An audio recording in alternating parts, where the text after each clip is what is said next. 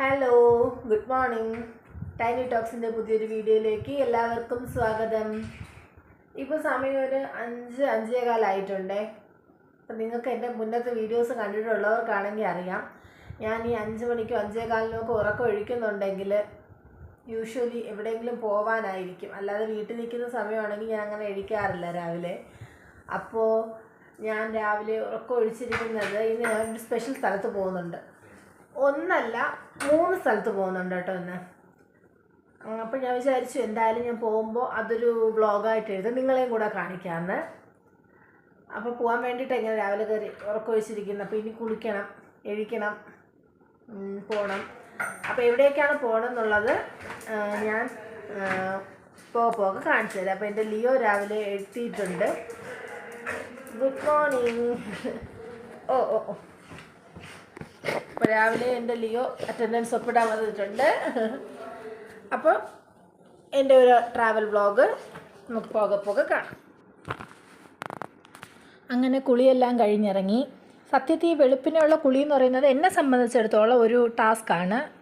പ്രത്യേകിച്ച് ഈ ധനു വൃശ്ചികം മാസങ്ങളിലുള്ള രാവിലത്തെ കുളി തണുപ്പല്ലയോ. അപ്പോൾ പക്ഷേ ഇന്നത്തെ കുളിയൊക്കെ എനിക്ക് സന്തോഷമേ ഉള്ളൂ. കാരണം ഞാൻ ഒരുപാട് നാളുകൊണ്ട് വിചാരിക്കുന്ന ഒരു സ്ഥലത്തേക്ക് പോകാനാണ്. കുറേ നാളായി വിചാരിക്കുന്നു, പക്ഷെ നടക്കാറില്ല. ചില സ്ഥലങ്ങൾ നമ്മൾ പറയത്തില്ല അവിടെ പോകണമെങ്കിൽ ഒരു ടൈം വേണമെന്ന്. അപ്പോൾ അതുപോലെ തന്നെ കുറേ നാളുകൊണ്ട് ഞാൻ വിചാരിച്ചിട്ട് എനിക്ക് കിട്ടിയ ഒരു അവസരമാണ്. അപ്പോൾ അതുകൊണ്ട് തന്നെ ഈ അവസരം നഷ്ടപ്പെടുത്താൻ ഞാൻ ഉദ്ദേശിക്കാത്തത് കൊണ്ട് ഞങ്ങൾ രാവിലെ തന്നെ ഇറങ്ങി. ലിയോയെ ലോക്ക് ചെയ്തേക്കുവാണ്. കാരണം ഇല്ലെങ്കിൽ ഞങ്ങൾ കാറിലാണ് പോകുന്നത്. അപ്പോൾ ഇവൻ ചിലപ്പോൾ കാറിൻ്റെ പിറകെ ഓടും. അപ്പോൾ അത് വേണ്ട വെച്ചിട്ട് നമ്മൾ അവനെ ലോക്ക് ചെയ്തിട്ട് ഇറങ്ങിയത്. അപ്പോൾ ഇന്നത്തെ യാത്രയിൽ ഞങ്ങൾ 3 പേരാണ്, ഞാനും ഏട്ടനും പിന്നെ എൻ്റെ ബ്രദറും. ഞങ്ങൾ 3 പേരും കൂടിയാണ് ഇന്നത്തെ യാത്ര പോകുന്നത്. അപ്പോൾ ഇനി എങ്ങോട്ടേക്കാണ് ഞങ്ങളുടെ യാത്ര എന്ന് ചോദിച്ചാൽ, നമ്മുടെ സ്ത്രീകളുടെ എല്ലാം ഒരു പ്രതീക്ഷയോടുള്ളൊരു കാത്തിരിപ്പാണ് എന്തെന്ന് പറയുന്നത്. നമ്മുടെ ഒരു 50 വയസ്സൊക്കെ കഴിഞ്ഞിട്ട് നമുക്ക് നമ്മുടെ അയ്യപ്പനെ കാണാൻ പോകണം എന്നുള്ളത് ശബരിമലയിൽ ഇല്ലേ. അപ്പം ഞാൻ ഉൾപ്പെടെയുള്ള എല്ലാ സ്ത്രീകളുടെ ഏറ്റവും വലിയൊരു ആഗ്രഹം എന്താണെന്ന് ചോദിച്ചാൽ, ഏറ്റവും വലിയ ആഗ്രഹങ്ങളിൽ ഒന്ന് എന്താണെന്ന് ചോദിച്ചാൽ ഞാൻ പറയും മല കയറണം. ഞാൻ കുഞ്ഞിലേ പോയിട്ടുണ്ടേ, പക്ഷേ അതിനുശേഷം അത് കുഞ്ഞിലേ ഓർമ്മയെന്ന് വെച്ച് വരുന്ന സമയമല്ലേ. അപ്പോൾ അത് കഴിഞ്ഞ് അയ്യപ്പനെ കാണണം എന്നുള്ളൊരാഗ്രഹം. അപ്പം അത് നമുക്ക് ഇനി നടത്തിയെടുക്കണമെങ്കിൽ ഒരു സമയം കഴിയും. അപ്പോൾ അതിന് ബദലായിട്ട് നമുക്കൊന്ന് ആശ്വസിക്കാൻ വേണ്ടിയിട്ട് പരശുരാമൻ കേരളത്തിൽ 5 ശാസ്താ ക്ഷേത്രങ്ങളാണ് സ്ഥാപിച്ചിട്ടുള്ളതെന്നാണ് എൻ്റെ അറിവ്. അതിലൊന്നാണ് ശബരിമല, പിന്നൊന്ന് കാന്തമല, പിന്നെ ഉള്ളൊരു 3 എണ്ണമാണ് കുളത്തൂർ പുഴ, ആര്യങ്കാവ്, അച്ചൻകോവിൽ. അപ്പോൾ ഈ 3 ഇടത്തേക്കാണ് ഇന്നത്തെ ഞങ്ങളുടെ യാത്ര എന്ന് പറയുന്നത്. അപ്പോൾ ഈ യാത്രയിൽ എനിക്കറിയാവുന്ന ഐതിഹ്യങ്ങൾ, ഞാൻ കേട്ടിട്ടുള്ള കാര്യങ്ങളും കൂടെ നിങ്ങളുമായിട്ട് ഷെയർ ചെയ്യാം. അപ്പോൾ ഫസ്റ്റ് ഞങ്ങളിതിൽ പോയത് കുളത്തൂർ പുഴയിലേക്കാണ്. ഈ കുളത്തൂർ പുഴ എന്ന് പറയുമ്പോൾ കൊല്ലം പുനലൂർ താലൂക്കിലാണ് വരുന്നത് ഈ സ്ഥലം. അപ്പോൾ ഞങ്ങൾ അവിടേക്കാണ് ആദ്യം പോയത്. ഈ അമ്പലത്തിൻ്റെ ഒരു പ്രത്യേകത എന്ന് പറഞ്ഞാൽ ശാസ്താവിനെ ബാലരൂപത്തിൽ സ്ഥാപിച്ചിരിക്കുന്ന ഒരു അമ്പലം, അല്ലെങ്കിൽ പ്രതിഷ്ഠിച്ചിരിക്കുന്ന ഒരു അമ്പലമാണിത്. കുളത്തൂർ പുഴയുടെ ആദ്യകാല പേര് കുളന്തൈപ്പുഴ എന്നാണ് ഞാൻ കേട്ടിട്ടുള്ളത്. അതായത് പരശുരാമന് ഇവിടെ ശാസ്താവ് ഒരു കുഞ്ഞിൻ്റെ രൂപത്തിലാണ് ദർശനം നൽകിയതെന്നും അതുകൊണ്ട് തന്നെ ആ രൂപം മനസ്സിൽ കണ്ട് ശാസ്താവിൻ്റെ മൂല വിഗ്രഹം പരശുരാമൻ ഇവിടെ പ്രതിഷ്ഠിച്ചത് ഒരു കുഞ്ഞിൻ്റെ രൂപത്തിലാണ്, കുളന്തയായിട്ടുള്ള അയ്യനായിട്ടാണ്. അതുകൊണ്ട് തന്നെ ഇത് കുളന്തൈപ്പുഴ, ഇപ്പോൾ അത് കുളത്തൂർ പുഴ എന്ന പേരിൽ അറിയപ്പെടുന്നു. ഇവിടുത്തെ ശാസ്താവ് എന്ന് പറയുന്നത് ബാലകനാണ്, ബാലരൂപത്തിൽ. കുളത്തൂർ പുഴയിലെ ബാലകനെ എന്നല്ലേ നമ്മളെപ്പോഴും പറയാറ്. അതുപോലെ തന്നെ ഇപ്പോഴത്തെ വിഗ്രഹം അല്ലെങ്കിൽ പ്രതിഷ്ഠ എന്ന് പറയുന്നത് 8 പൊട്ടിയ കല്ലാണ്, ശിലയാണ് ഇവിടെ പ്രതിഷ്ഠിച്ചിരിക്കുന്നത് വിഗ്രഹമായിട്ട്. അപ്പോൾ ഇത് ഞാൻ കേട്ടിട്ടുള്ള കാര്യങ്ങളാട്ടോ. പിന്നെ ഇവിടെ ഒരു പ്രത്യേക വഴിപാടുണ്ട്. അവിടുത്തെ ഏറ്റവും പ്രസിദ്ധമായ വഴിപാടാണ് മീനൂട്ട്. അവിടുത്തെ കുളത്തിലെ മീനുകളെ, ആറ്റിലെ മീനുകളെ തിരുമക്കൾ എന്നാണ് പറയാറ്. അയ്യപ്പൻ്റെ തിരുമക്കൾ എന്നാണ് അവരെ വിളിക്കാറ്.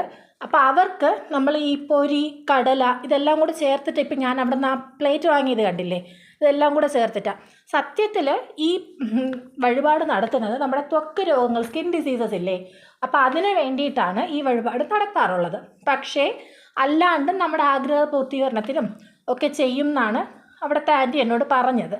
അപ്പോൾ അത് വച്ചിട്ട് ഞാൻ എൻ്റെ മനസ്സിലുള്ള ആഗ്രഹം പറഞ്ഞ് അവിടുത്തെ തിരുമക്കൾക്ക് മീനൂട്ട് നടത്തുവാണ്.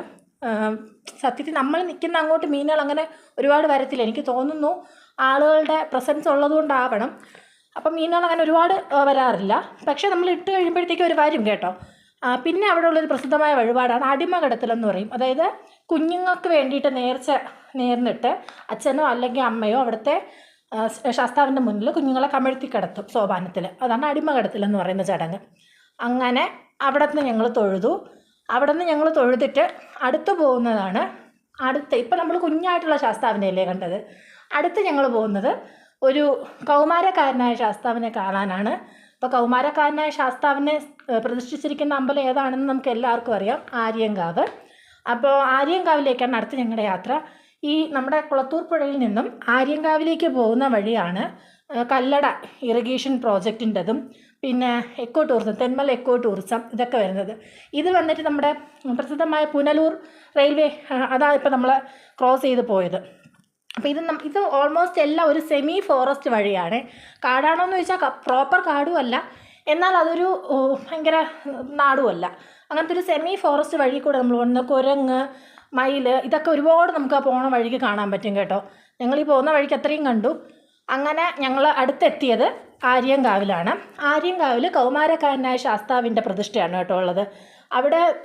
അവിടെ ചെന്നതിന് ശേഷം ഇത് സ്ഥലം വന്നിട്ട് എവിടെയാണെന്ന് വെച്ചാൽ കൊല്ലം തിരുമംഗലം നാഷണൽ ഹൈവേയുടെ സൈഡിലാണ് ഈ അമ്പലം വരുന്നത്. നമ്മുടെ റോഡ് ഹൈറ്റിൽ നിന്നും 35 അടി താഴ്ചയുണ്ട് കേട്ടോ ഈ അമ്പലത്തിലേക്ക്. കണ്ടോ, ഞങ്ങൾ പടവുകൾ ഇറങ്ങിയാണ് പോകുന്നത്. ഈ പോകുന്ന വഴിക്ക് 2 സൈഡിലും ഒരുപാട് കടകളെന്ന് പറഞ്ഞാൽ ഈ ഫുഡിൻ്റെ ചായക്കടകൾ, തട്ട് അങ്ങനത്തെ ഐറ്റംസ് ഉണ്ട്. അല്ലാണ്ട് ഷോപ്പിങ്ങിന് പറ്റിയ ഫാൻസി ഐറ്റംസ് ഇങ്ങനത്തെ ഒരുപാട് കടകളൊക്കെ ഉണ്ട് കേട്ടോ. ഈ പടവുകൾ ഇറങ്ങി നമ്മളിവിടേക്ക് പോകുന്നത്. അപ്പോൾ ഈ ചെന്ന് കയറുമ്പോൾ നമ്മൾ ആ ചുറ്റമ്പലത്തിനകത്ത് അവിടെ എത്തിയപ്പോഴാണ് ഞാനൊരു കാര്യം സത്യത്തിൽ ഒരുപാട് കേട്ടിട്ടുണ്ടെങ്കിലും ഈ ഒരു കാര്യം എൻ്റെ അറിവിലില്ലായിരുന്നു. ഈ നാലമ്പലത്തിനകത്ത് സ്ത്രീകൾക്ക് പ്രവേശിക്കാൻ പറ്റാത്ത മറ്റൊരു ശാസ്താക്ഷേത്രമാണ് ആര്യങ്കാവ് എന്നുള്ളത്. അതിന് ബാക്കി ഐതിഹ്യങ്ങൾ കേട്ടിട്ടുണ്ടെങ്കിൽ ഈ കാര്യം എനിക്ക് വലിയ അറിവില്ലായിരുന്നു കേട്ടോ. ഇവിടെ ചെന്നപ്പോഴാണ് അവിടെ എഴുതി വെച്ചിട്ടുള്ളത്. ഇതിപ്പോൾ അമ്പലത്തിനകമാണ് ഞാൻ നിൽക്കുന്നത്. അമ്പലത്തിനകത്ത് നമുക്ക് കയറാം, പക്ഷേ നാലമ്പലത്തിനകത്തേക്ക് മെയിൻ പ്രതിഷ്ഠയുള്ള നാലമ്പലം ഉണ്ടല്ലോ, അതിനകത്തേക്ക് നമുക്ക് സ്ത്രീകൾക്ക് 10നും 50നും വയസ്സിനിടയ്ക്കുള്ള സ്ത്രീകൾക്ക് കയറാൻ പറ്റത്തില്ല. അത് പുരുഷന്മാർക്ക് മാത്രമേ പറ്റത്തുള്ളൂ. പിന്നെ ഞാൻ പുറത്തുനിന്ന് തൊഴുതു, അവർ രണ്ടുപേരും അകത്ത് തൊഴുതു. പിന്നെ അവിടെ നിന്ന് പുറത്തേക്ക് വരുമ്പോൾ ഈ പേച്ചിയമ്മൻ കോവിലെന്നും പറഞ്ഞിട്ട് അവിടെ പറയുന്നത് ശാസ്താവിന് കാവലായിട്ട് കറുപ്പ് സ്വാമിയെയും കറുപ്പയ്യമ്മയും ഒക്കെ പ്രതിഷ്ഠിച്ചിട്ടുണ്ടെന്നാണ്.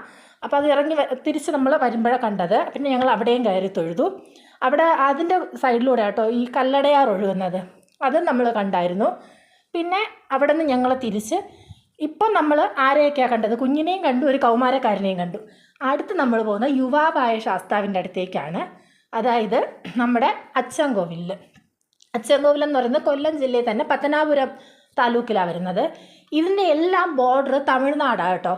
ഇപ്പുറ സൈഡ് കേരളവും അപ്പുറ സൈഡ് തമിഴ്നാടുമായിട്ട് കിടക്കുന്നത് കൊണ്ട് തന്നെ ഈ 3 അമ്പലങ്ങളിലും ഞാൻ കണ്ടൊരു പ്രത്യേകത, ഹാഫ് തമിഴും ഹാഫ് മലയാളവും ആയിട്ടുള്ള എല്ലാ ഈ ചടങ്ങുകളും നടത്തുന്നുണ്ട്. അതായത് പ്രോപ്പർ മലയാള ചടങ്ങ് ഇതുമല്ല തമിഴുമല്ല, രണ്ടും കൂടെ ഇടകലർത്തി അവിടെ സംസാരിക്കുന്നതാണെങ്കിലും ഒക്കെ വരുന്നത്. അപ്പം ഞങ്ങളങ്ങനെ അച്ചൻകോവിലെത്തി. ഇവിടുത്തെ ശാസ്താവ് എന്ന് പറയുന്നത് ഗൃഹസ്ഥനായ ശാസ്താവാണ്. പൂർണ്ണ പുഷ്കല സമേതനായിട്ട് ഗൃഹസ്ഥനായിട്ട് വാഴുന്ന ശാസ്താവാണ്.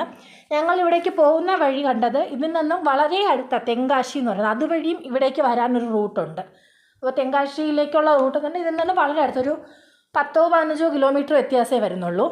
പിന്നെ ഇവിടുത്തെ ശാസ്താവിനെ എന്ന് പറയുന്നത് വിഷഹാരിയായ ശാസ്താവെന്നാണ് പറയുന്നത്. അതായത് ഇവിടുത്തെ ശാസ്താവിൻ്റെ പ്രതിഷ്ഠയുടെ കൈക്കുമ്പിളിൽ ചന്ദനം വെച്ചിട്ടുണ്ടെന്നാണ് പറയുന്നത്. ആ ചന്ദനം എന്ന് പറയുന്നത് സർപ്പവിഷത്തിനെതിരെയുള്ള മറുമരുന്നാണെന്നാണ് കേട്ടിട്ടുള്ളത്. അതുകൊണ്ട് തന്നെ പണ്ടുകാലം മുതൽക്കേ ഈ അമ്പലം അടച്ചതിന് ശേഷവും ആരെങ്കിലും സർപ്പം തീണ്ടി വിഷമായിട്ട് വരുവാണെങ്കിൽ അവർക്ക് നട തുറന്ന് ആ ശാസ്താവിൻ്റെ കയ്യിലുള്ള ചന്ദനം എടുത്ത് അത് മറുമരുന്നായിട്ട് കൊടുത്ത് അവിടെ തന്നെ ചികിത്സയും ചെയ്യാറുണ്ട് എന്നാണ് അറിവ്. അപ്പോൾ ഞങ്ങളുടെ ഒരുപാട് നാളത്തെ ആഗ്രഹമായിരുന്ന 3 അമ്പലങ്ങൾ ഞങ്ങളിന്ന് പോയി തൊഴുതു. വളരെ നല്ലൊരു യാത്രയായിരുന്നു. പിന്നെ ഈ യാത്രയിൽ ഞാൻ ഈ വീഡിയോയിലുടനീളം പറഞ്ഞ കാര്യങ്ങൾ ഞാൻ കേട്ടറിഞ്ഞിട്ടുള്ള അറിവുകൾ മാത്രമാണ്. അതിൽ എത്രത്തോളം ശരിയുണ്ട് എന്നുള്ളത് എനിക്കറിയത്തില്ല, എൻ്റെ കേട്ടറിവ് മാത്രമാണ്. അപ്പോൾ അടുത്ത എൻ്റെ വിശേഷങ്ങളുമായി പുതിയൊരു വീഡിയോയിലൂടെ കാണുന്നത് വരെ ടാറ്റാ.